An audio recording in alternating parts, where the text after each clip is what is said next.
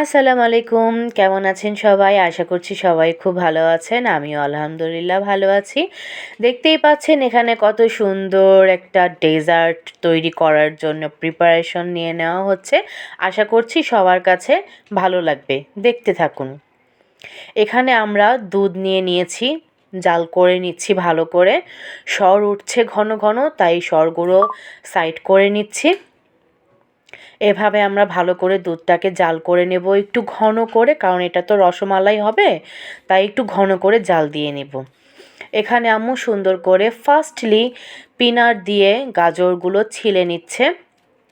আমরা এখানে দুটি বড় সাইজের গাজর ব্যবহার করেছি। তো এখানে ভালো করে আম্মু স্লাইস করে কেটে নিচ্ছে। স্লাইস করে কেটে নিয়ে তারপরে লম্বাভাবে কেটে কিউব করে কেটে নিবে। আশা করছি সবার কাছে ভালো লাগবে। যদি ভালো লাগে তাহলে একটু ট্রাই করে দেখবেন, ইনশাল্লাহ খারাপ লাগবে না। তো এই যে দেখুন লম্বা করে কেটে নিচ্ছে আম্মু, এখন সুন্দর করে কিউব করে স্লাইস করে নিবে। সম্পূর্ণ ভিডিওটি দেখার অনুরোধ রইল, কেউ স্কিপ করবেন না। তো এই তো গাজর কাটা আমাদের শেষ। এই দেখুন ফাইনাল লুক, কিউব করে কাটা হয়ে গিয়েছে, ভালো করে ধুয়ে নিয়েছি। এখন ব্লেন্ড করতে চলে এসেছি।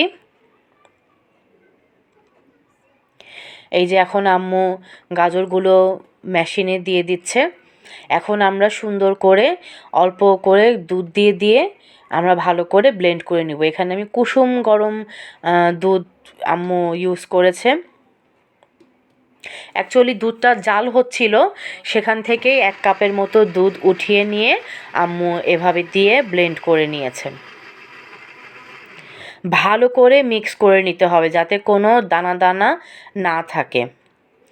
এখন এই যে একটা স্পুন দিয়ে আম্মু ভালো করে গাজরটাকে সেট করে নিচ্ছে। তারপর আবার এটার মধ্যে দুধ দিয়ে ভালোভাবে ফাইনালি ব্লেন্ড করে নেবে।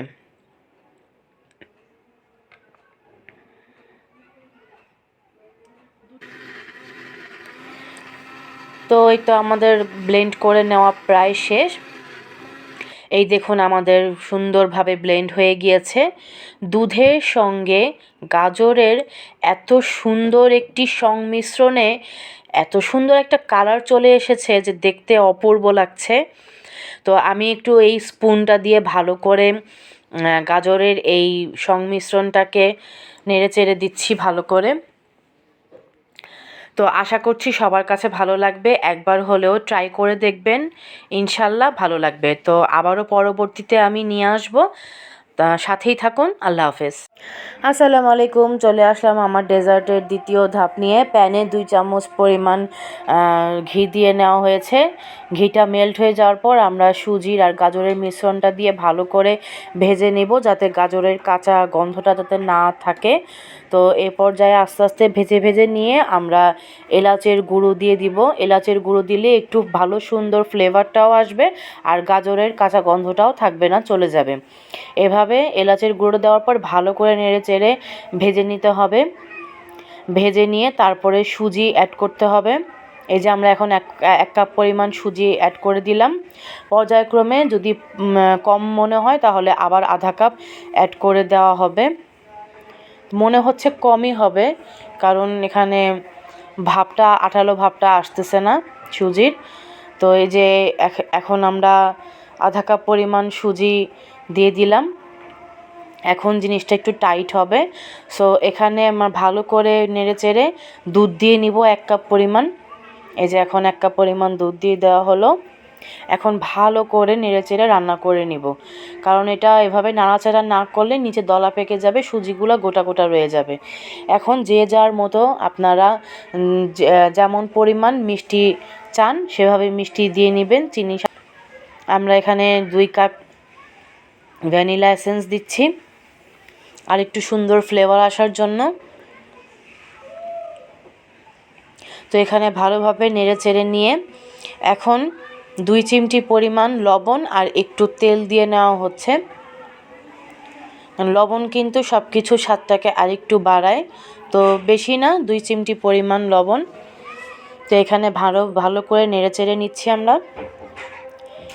এখন নেড়েচেড়ে নেওয়ার পর প্যানের গা থেকে লেগে আসা পর্যন্ত নাড়াচাড়া করে রান্না করে নিতে হবে। তারপর একটা সার্ভিং ডিশে নামিয়ে ঠান্ডা করে এটাকে একটা শেপ দিতে হবে। তো নামানোর আগে আমরা আরেকটু রান্না করার জন্য এখানে জাফরান রং দিয়ে নিয়েছি, দিয়ে ভালো করে নেড়েচেড়ে নামিয়ে দিয়ে একটা শেপে নিয়ে আসবো। শেপে নিয়ে এসে আমরা 2 থেকে 3 মিনিটের জন্য স্টিম করব। এই যে প্যানের গা থেকে এভাবে ছেড়ে না আসা পর্যন্ত কুক করতে হবে। এই দেখেন সার্ভিং ডিশে ঢেলে নিলাম, এই যে শেপ দেওয়া শেষ। এখন 2 থেকে 3 মিনিট আমরা স্টিম করে নিয়ে জাস্ট আমরা দুধের যে রসটা যে ভিজাবো, দুধের রসটা, সেই দুধটার মধ্যে আবার পরিমাণ মতো একটু চিনি অ্যাড করে তারপর কর্নফ্লাওয়ার পাউডার মিশিয়ে ঘনত্ব করে তারপর জাস্ট মিষ্টিগুলো অ্যাড করে বাদাম টাদাম চকলেট দিয়ে আমরা এভাবে পরিবেশন করে নিলেই আমাদের মিষ্টিটা সম্পূর্ণ রেডি হয়ে যাবে। তো সাথে আমি একটু হালুয়াও করেছিলাম। তো এই তো আমার 3 ধরনের ডেজার্ট আপনাদের দেখাই দিলাম। কেমন লাগলো জানাবেন। আল্লাহ হাফেজ।